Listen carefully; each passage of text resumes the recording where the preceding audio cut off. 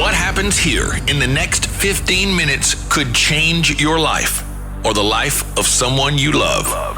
A musician and his doctor are about to get real. The musician, Eddie Z, musician, producer, kidney transplant recipient. The doctor, Dr. Matt Ellis, medical director of transplant at Duke University. This is where music and medicine meet for a simple, easy to understand conversation that could save your life. Welcome to Kidney Real Talk. Well, good morning, and thank you for tuning in to another segment of Kidney Real Talk, where music and medicine meet. My name is Eddie Z, and you can call me The Music, and my esteemed co-host is Dr. Matt Ellis. He's the medicine. Good morning, Doc. How are you, sir? Good morning. Eager to get going on this important topic. You know, I'm really excited today. I feel like I say that every show, but I really, truly am excited at every show. But today's topic, I think we will reach more people than we ever have before, because we're going to talk about a problem that is more widespread than anything we've ever talked about before.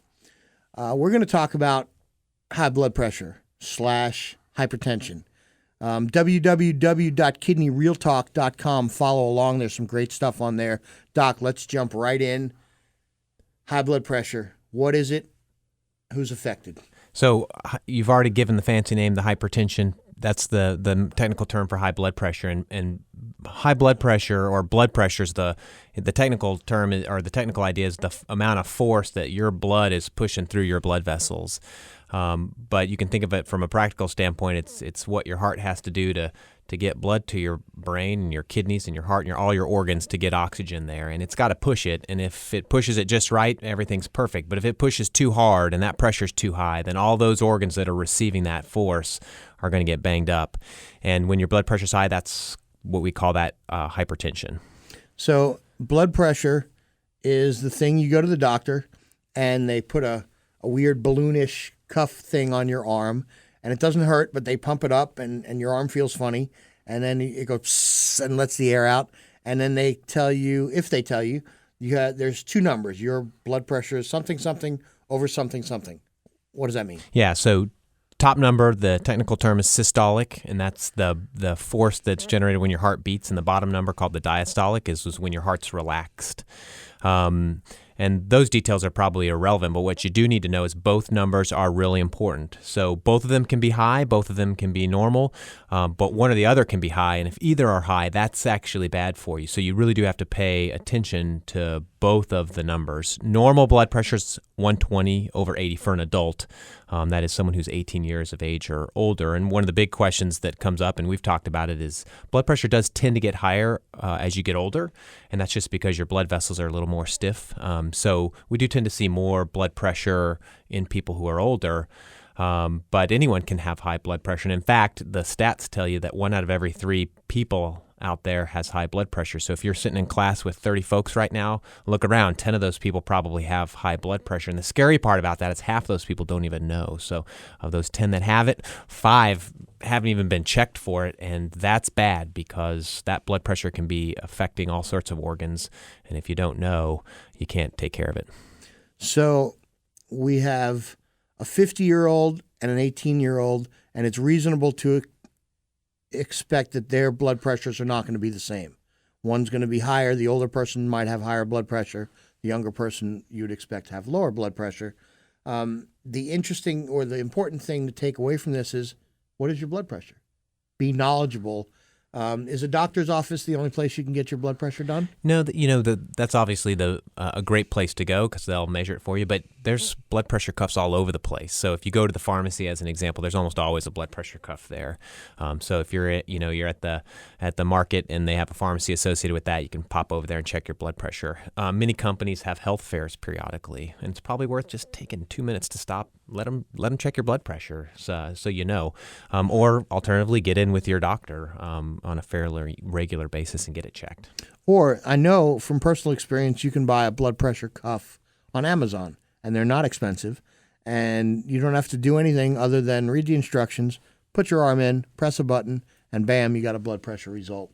It's really easy to monitor at home. You touched on something that actually affected me directly when I was diagnosed with kidney disease, they were unable to tell me why my kidneys failed, and they at first blamed it on high blood pressure, which I really didn't have.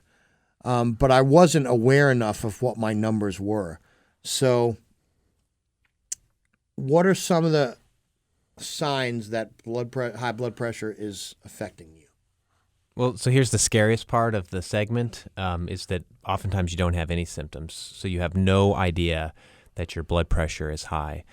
There are some folks who know, because when your blood pressure gets really high, like we had mentioned 120 over 80 is a normal blood pressure. You show up with a 220 over 120, you're going to know, because you often will have a headache because that pressure is pounding in your brain. You may have chest pain because your heart is having trouble with that, or other signs or symptoms. But most people who have lower blood pressures than that are still high, they don't have any symptoms at all. And so this is why it's so important to check. To your point, oftentimes when you have high blood pressure, the kidney gets pounded with that over time, and then you develop some kidney dysfunction, and then you figure out that your blood pressure is high because your kidney isn't working well. Well, you don't want that. You want to know that your blood pressure is high before that, because if you can control your blood pressure through some of the things we're going to talk about in a few minutes, then you won't have to worry about your kidneys going bad, or you won't have to worry about the effect on your heart or your brain. So knowing your number, getting it checked, I think is really, really important.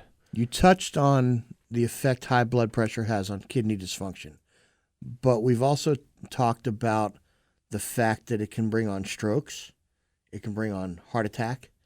One of the coolest things I think about addressing high blood pressure is how much control you actually have over your own blood pressure with doing really, really simple things.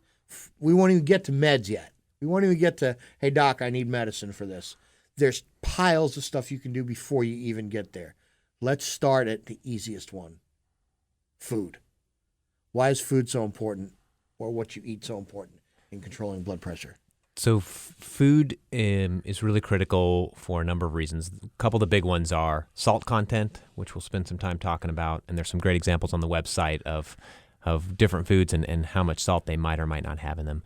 Food also can impact weight, and the more you weigh, the harder it is going to be to control blood pressure in general. And those are things that people have a lot of control over, and just by making very small modifications in your weight and what you take in, those kinds of things, you can drop your blood pressure, and just very small changes in blood pressure can really result in dramatic reductions in your risk of having heart attacks and strokes and kidney disease. Even dropping at 5 millimeters of mercury, so that top number from a 140 down to a 135 can make a huge difference in your health.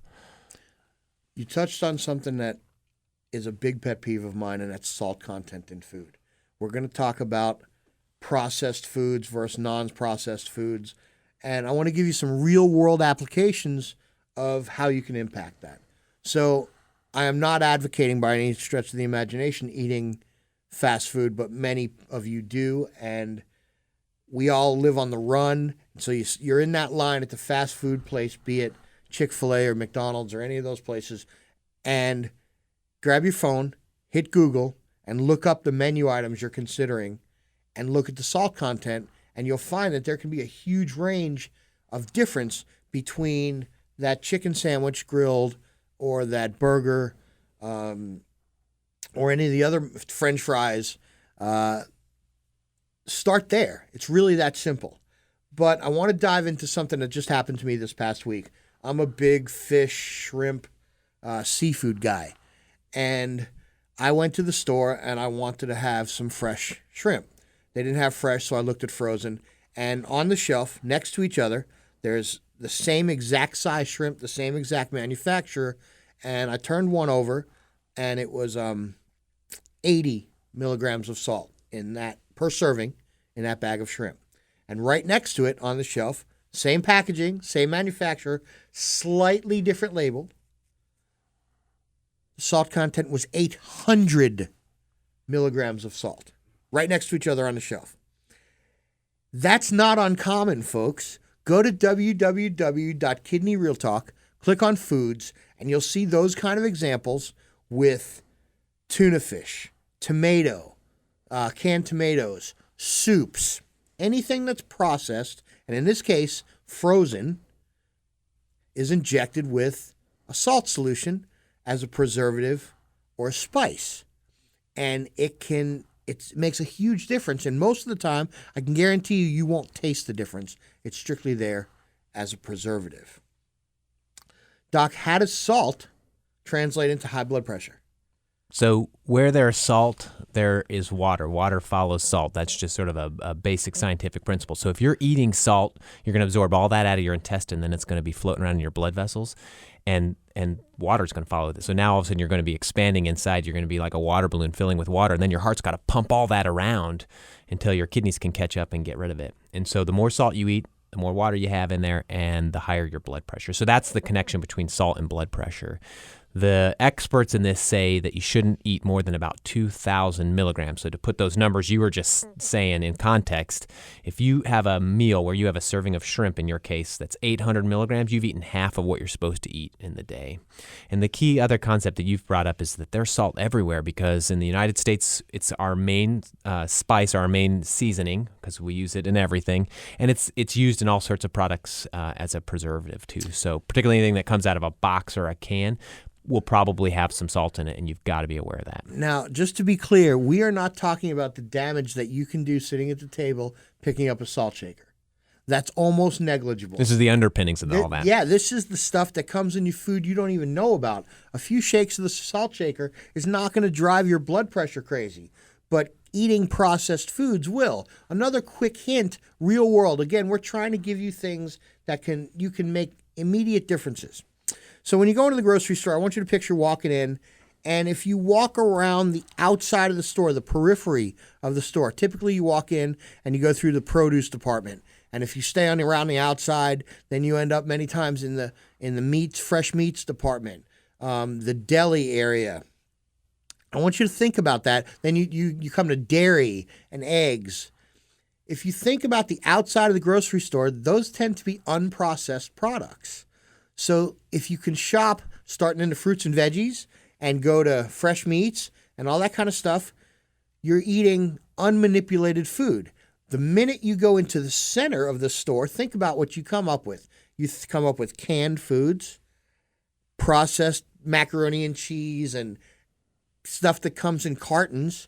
And the more, it's directly relatable, the more processed, the more salt. So next time you walk through the grocery store, try and fill your shopping cart with stuff that's around the periphery, around the outside of the grocery store, rather than what's on the inside, and bam, you're making an impact on your diet right off the bat. And it's easy. You don't even have to remember anything. Stay on the outside, try and avoid the inside.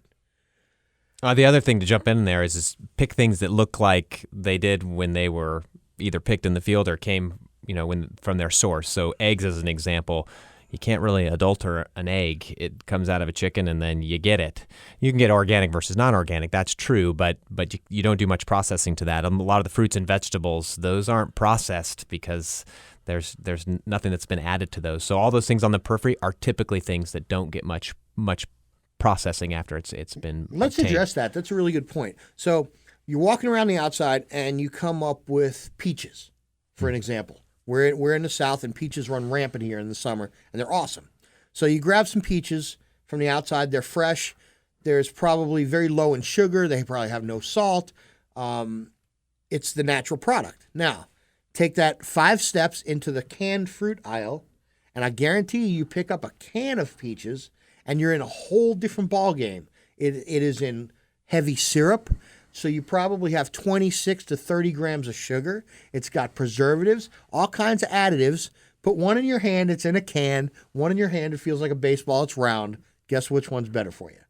Yeah, and the other really interesting part about this is most of those fresh fruits and vegetables are pretty laden with potassium, which is really good. So there's lots of great studies and investigation that potassium-rich foods are really good for your blood pressure as well. What are some examples of those that are high in potassium? So in basically any of the fruits, the citrus fruits in particular, but bananas as well, avocados. So if you like guacamole without too much salt in it, of course, but with some tomato and other things that you've picked out of that same section, all those things are just super good for you. Typically, most people like it. It tastes good, but it's good for you. Spinach, all of that, mushrooms, yes, asparagus. Keep going. Yeah.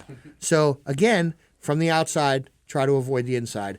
This is stuff, we gave you 2 or 3 pointers right off the bat that can impact your blood pressure now, today. You don't even have to go to your doctor. make different choices. We're missing something. We're missing a key ingredient to this that I personally have really dived into since October, November of last year: exercise. Exercise has a huge impact on blood pressure. Doc, Mr. Jones works in construction. He climbs a ladder 15 times a day. He carries bricks. He rolls a wheelbarrow all day. Is that exercise? Well, it's certainly doing good things for the body because it's moving the muscles and the bones, and that's good.